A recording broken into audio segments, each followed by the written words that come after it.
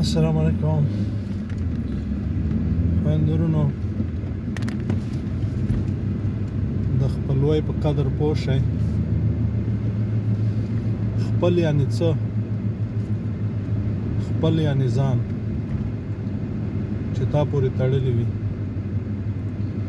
ځکه وایي چې خپل ځان دی.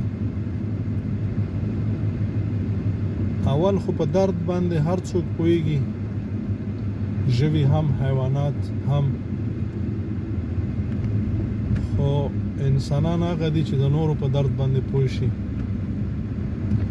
بیا راغلو په خپلو کې خپل ټول درد لري، چې هغوی درد ولري انسان ور باندې دردېږي. خپلو ته درد مه ورسوئ، خپل مسپکوئ، د خپلو قدر وکئ. څوک چې د خپلو قدر کوي خدای پاک هغوی ته قدر ورکوي. ځکه د خدای پاک قرآن په دې باندې ګواه دی چې د خپلو سره خپلوي وپالئ. خپل درجې لري، مور دی، پلار ده، خویندې دي، ورونه دي، خالاګانې دي، عماګانې دي چې موږ او تاسو ترورګانې ورته وایو، ترونه دي، ماماګان دي، او همدغسې درجې لري. یوه درجه د بلې نه مخکې کوئ. موږ او تاسې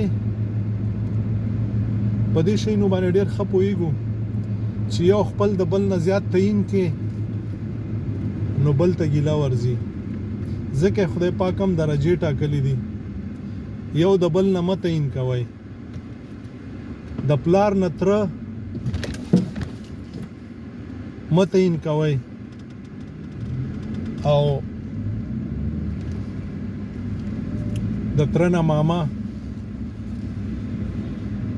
همداسې درجې دي. یو بل ته قدر ورکئ، مینه ورکئ، یو د بل نه قربان شئ، او په صداقت اوسئ. دغه منافقتونه، درواغ، ټګۍ مه کوئ. زه تل خپلو ملګرو ته دا بیلګه چې یو د 2 کالو وړوکی ماشوم ولې نه وي، یو ځل، 2 ځل، په 3م ځل باندې هغه ځان درنه ساتي. ټګي چې ورسره وکړي، درواغ چې ورسره ووایي، نو من کې بیا غټ لویه ستونزه، لوی مصیبت دا دی چې د ځوانانو سره، د زلمیو سره، د زړو سره داسې درواغ وایو، داسې منافقتونه کوو، او بیا په همغې باندې ولاړ یو.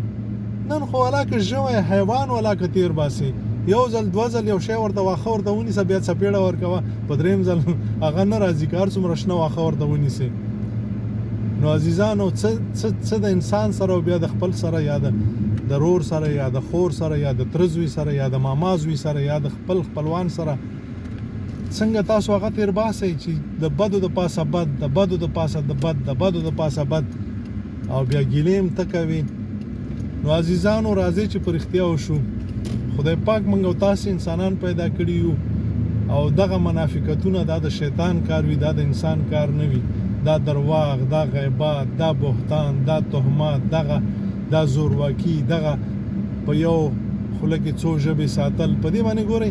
ما تاسو ویل هغه واړه ماشومان یا حیوانات هم پوهېږي.